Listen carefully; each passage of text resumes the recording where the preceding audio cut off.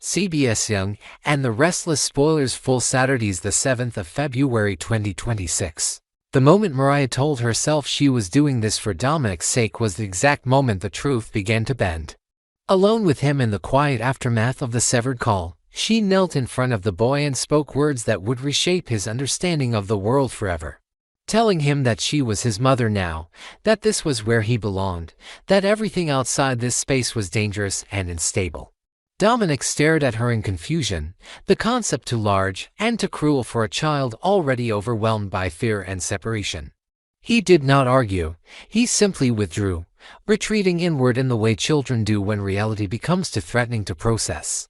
Mariah mistook his silence for acceptance, for obedience, for control regained, but in truth it was the first visible sign of emotional fracture.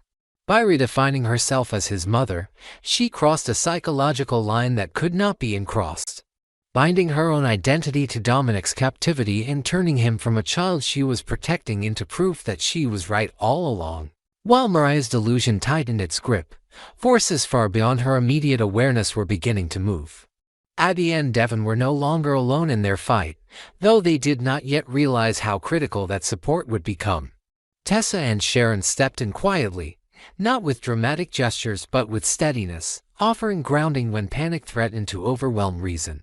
Sharon understood better than anyone how quickly love could turn into obsession when fear was left untreated, and she recognized the warning signs in Mariah's behavior with alarming clarity. Tessa, torn between loyalty and dread, carried her own burden of guilt, knowing that Mariah's unraveling was not sudden but the result of wounds long ignored. Together, they helped Abby remain functional, helping her think beyond raw emotion and towards strategy, because the situation had outgrown pleading and crossed into something far more dangerous. At the same time, a different kind of storm was gathering within the corporate and political shadows of Genoa City, one that would intersect with Abby's crisis in ways no one could yet predict. Phyllis, ever alert to undercurrents others overlooked, overheard a message Kane had left for Lily, words heavy with urgency, warning of a credible threat against her and their children. The seriousness in his tone struck Phyllis immediately, and instinct told her this was not paranoia or exaggeration. When she confronted him, suspicion narrowed quickly toward Victor, thin-spoken architect of so many unseen battles. Kane admitted the possibility without hesitation, but Phyllis, calculating as ever, dismissed the likelihood of actual harm, confident that Nikki's influence would restrain Victor from crossing that particular line. Kane, however, could not afford that kind of faith. To him, the risk was intolerable, because power struggles were one thing, but family was another, and he refused to gamble with their safety. The idea that he might surrender his company to appease Victor felt like defeat, and Phyllis challenged him on it, incredulous that he would even consider such a concession. Kane's refusal was absolute. He would not fold, not now, not after everything he had sacrificed. Yet that resolve did not translate into calm. Instead, it sharpened into something volatile, driving him straight toward confrontation. He sought out Adam, not in a boardroom or behind closed doors, but in public, where the tension could no longer be contained. Kane accused him outright, questioning whether the threat against his family was part of Adam's strategy, whether kidnapping and intimidation had become acceptable tools in their war. Adam denied it, claiming his plan was far more surgical, a weapon designed not to harm flesh and blood but to dismantle Victor's empire piece by piece, to strip him of everything he valued professionally. That distinction meant nothing to Kane. In his mind, provoking Victor was synonymous with endangering everyone connected to him, and Adam's arrogance only fueled his fury. Kane made it clear that if Victor chose to retaliate, he would not hesitate to strike back where it hurt most, even if that meant targeting the people Victor loved. His words were not idle threats but declarations of intent, born from desperation and a willingness to cross moral boundaries he once believed were unbreakable. The power struggle between these men had ceased to be theoretical, it had become personal, and the collateral damage was already mounting. And beknownst to Kane, Adam, or even Phyllis, Victor himself was receiving unexpected news, information that threatened to alter the entire battlefield. Whatever he learned forced a recalibration, not just of his strategy but of his perception of who truly held leverage. Victor had always believed control was absolute, that he could predict outcomes through sheer force of will. But this development challenged that belief, introducing uncertainty into calculations that had once felt infallible. Whether the news concerned family, enemies, or secrets long buried, its impact was undeniable, and it set the stage for decisions that would ripple outward, touching lives already on the brink. As these external conflicts intensified, Abby's situation reached a new level of urgency. With Sharon and Tessa's support, she began to see Mariah not only as a threat but as someone spiraling towards self-destruct, dragging Dominic with her. That understanding complicated everything, because saving her son might require confronting Mariah in ways that could permanently sever relationships, trust, and shared history. Devon felt the weight of this too, recognizing that time was no longer a neutral factor. Every hour Dominic spent under Mariah's influence was another hour in which his reality was being rewritten, his emotional foundation quietly eroded. By the time night fell again, Genoa City stood balanced on multiple fault lines, each threatening to rupture without warning. Mariah clung to her illusion of motherhood. Dominic retreated further into silence, Abby prepared for action rather than pleading, and powerful men maneuvered in the shadows, willing to endanger families to protect empires. What connected all of it was the same brutal truth: control, once pursued at any cost, inevitably demanded a sacrifice. And as the lines between protection and possession, power and cruelty, strategy and revenge blurred beyond recognition, it became clear that the next revelation, whether from Victor, Mariah, or the past itself, would not simply escalate the conflict. It would redefine who survived it, and who would be broken beyond repair. Phyllis did not seek Daniel out expecting forgiveness. What she wanted was understanding, or at the very least, acknowledgement that what she had done had been driven by fear rather than malice. When she finally faced him, she unraveled the reasoning she had clung to for days, explaining her choices as necessary evils in a city where power was currency and hesitation was fatal. She told him about Victor's claim, about the chilling assertion that Lily and the children had been taken, not as a rumor, but as leverage, a calculated move designed to force Cain into submission. Phyllis framed it as a warning, as something Daniel needed to know, but the effect was immediate and devastating. Daniel's reaction was not outrage toward Victor or panic for Lily alone. It was betrayal, sharp and uncompromising, aimed directly at Phyllis. To him, justification sounded like complicity, and fear did not excuse silence or delay. He made it clear that if Victor's demands were met, if returning the company was the price of safety, then that price had to be paid. Otherwise, he would cut Phyllis out of his life entirely, severing her not only from him but from Lucy as well. His words carried finality, a boundary drawn in pain rather than anger, and Phyllis felt the weight of it crush down on her chest, because this was not a threat she could negotiate away. Before she could respond, Cain arrived, drawn by the gravity of the situation and the instinctive knowledge that decisions were being made without him. Daniel turned on him immediately, refusing to soften the truth or temper blame. If anything happened to Lily, Daniel made it clear that responsibility would not rest solely on Victor's shoulders. Cain and Phyllis, through action or inaction, would both bear the weight of whatever consequences followed. The accusation struck deep, because it exposed the moral cost of the power games being played, reminding Cain that no amount of strategic maneuvering could insulate him from personal accountability. In that moment, the corporate war ceased to feel abstract. It was no longer about companies or control, but about whether the people they loved would survive the fallout. At the Newman Ranch, the atmosphere was equally charged, though the conflict there unfolded with a colder, more controlled intensity. Nikki confided in Victoria, laying bare the dark contours of Victor's plan, admitting that she herself had once considered a way to help ensure its success. Yet even as she spoke, she acknowledged the futility of trying to steer Victor once his mind was made up. He had always operated by his own rules, indifferent to collateral damage, convinced that the ends justified whatever means he chose. Victoria understood this all too well, and the grim recognition settled heavily between them. When Victor entered the room, his presence alone seemed to confirm their fears, his confidence unshaken, his authority unquestioned. Nikki demanded answers, pressing him on Lily and the children, and willing to accept ambiguity when lives were at stake. Victoria, sensing how volatile the situation had become, warned that pushing too hard could make everything worse. Victor's response was curt and dismissive, insisting that Lily and her family were safe and that further questions were unnecessary. The refusal to elaborate was telling, because it revealed not reassurance but control, the kind that relied on withholding information to maintain dominance. When Adam arrived, the tension escalated again. He revealed that Cain had confronted him, accused him, and issued threats, raising the possibility that desperation was driving Cain toward reckless action.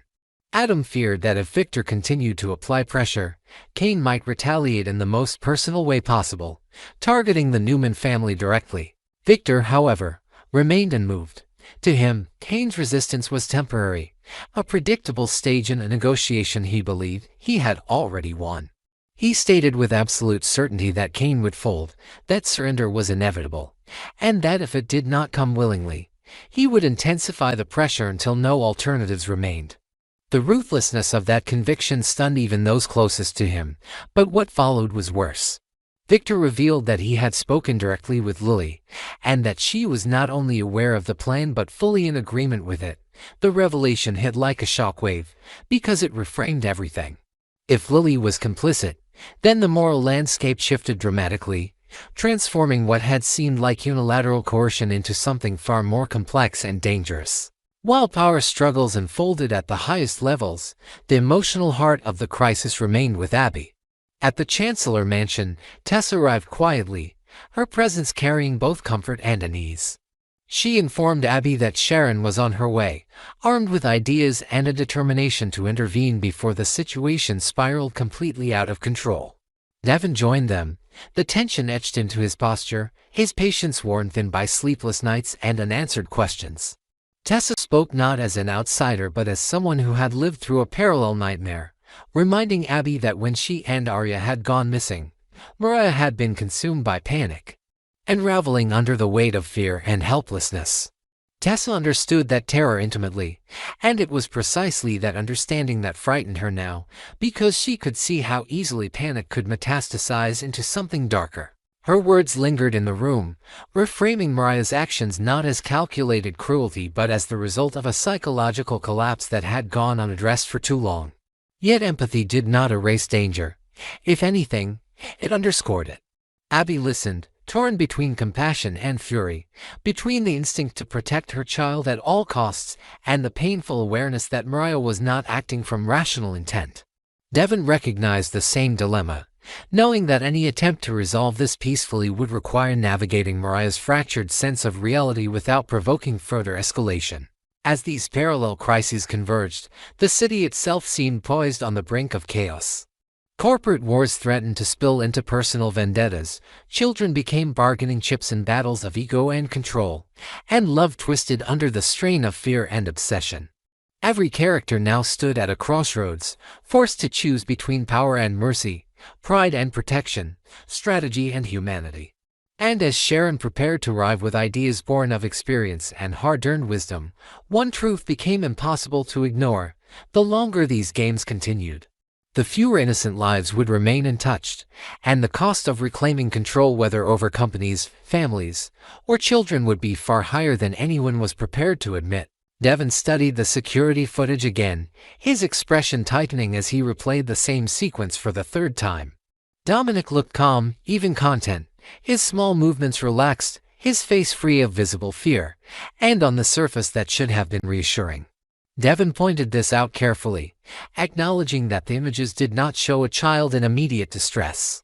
Yet his voice carried an undercurrent of unease, because happiness captured on a screen could be misleading, especially when filtered through the limited angle of a camera. He worried that Dominic might be adapting too quickly, that beneath the appearance of comfort there was a growing awareness that something was wrong, something unnamed but deeply unsettling. Children sensed instability long before they could articulate it, and Devon feared that Dominic was beginning to internalize a distorted reality, one shaped by isolation and emotional manipulation. The conversation shifted from observation to action as they reviewed everything already in motion, the quiet tracking efforts, the unspoken alliances forming behind the scenes, the lines they had hesitated to cross out of fear of provoking Mariah further. Devon admitted what he had been resisting for days, that the time for restraint might be over. Keeping this contained had not brought Dominic home, and secrecy was no longer protecting anyone. He suggested that reaching out to the public could be the next step, not as an act of desperation, but as a strategic move to widen the net, to make it impossible for Mariah to exist unseen. Tessa supported the idea immediately, explaining that her online presence had already generated significant engagement, that people were watching, reacting, sharing. She believed Abby's voice, raw and unmistakably maternal, could cut through the noise in a way nothing else could. The decision weighed heavily on Abby, because asking for public help meant exposing her pain, her family, and her son to scrutiny she could not control. Yet the alternative, waiting in silence, felt far worse. When Devon began recording, Abby struggled to steady herself, but the emotion overtook her almost instantly. Tears streamed down her face as she spoke directly to Dominic, telling him she knew he was on an adventure with Mariah, framing it gently, deliberately, in words a child could understand. She told him that she and his father missed him more than anything, that their love had not wavered for a second, and that no matter how far he went or how long it took, they would never stop searching for him. The message was not accusatory or desperate. It was unwavering, rooted in certainty, a reminder that his place in the world was secure and waiting. Not long after, Sharon arrived with Detective Burrow, whose recent transfer to the Gotham Police Department had given him access to broader resources and a fresh perspective. His presence shifted the energy in the room, grounding the emotional chaos in procedure and purpose. He assured Abby and Devon that he would pursue every available lead, emphasizing that this was no longer a matter of assumption but of active investigation. As he asked for context, they explained Mariah's role as Dominic's surrogate, the complicated emotional aftermath of his birth, and the signs that her grief had never fully resolved. Tessa added that Mariah had struggled deeply after Dominic was born, that the separation had reopened wounds she had never learned to heal, and that what they were seeing now was not sudden but the culmination of long-suppressed pain. While plans formed and alliances solidified, Mariah remained on the move, unaware of how quickly the world was closing in around her. Parked along the side of a quiet road, she finally surrendered to exhaustion, falling asleep in the driver's seat as the night deepened. Her rest was not peaceful. In her dreams, Dominic slipped away while she slept, the back seat empty, the silence unbearable. Panic tore through her even in sleep, her heart racing as she imagined him gone, choosing freedom over her, leaving her alone again. She woke with a jolt, breath ragged, terror still gripping her chest, only to turn and see Dominic curled in the back seat, fast asleep, safe and real. The relief hit her with such force that it felt like pain. Tears welled as she watched him, the weight of her fear crashing down all at once. In that moment, she confronted the truth she had been avoiding. The thought of losing him shattered her completely, exposing how fragile her control truly was. She whispered a vow to him, promising she would never let him go, not now, not ever, binding her sense of survival to his presence.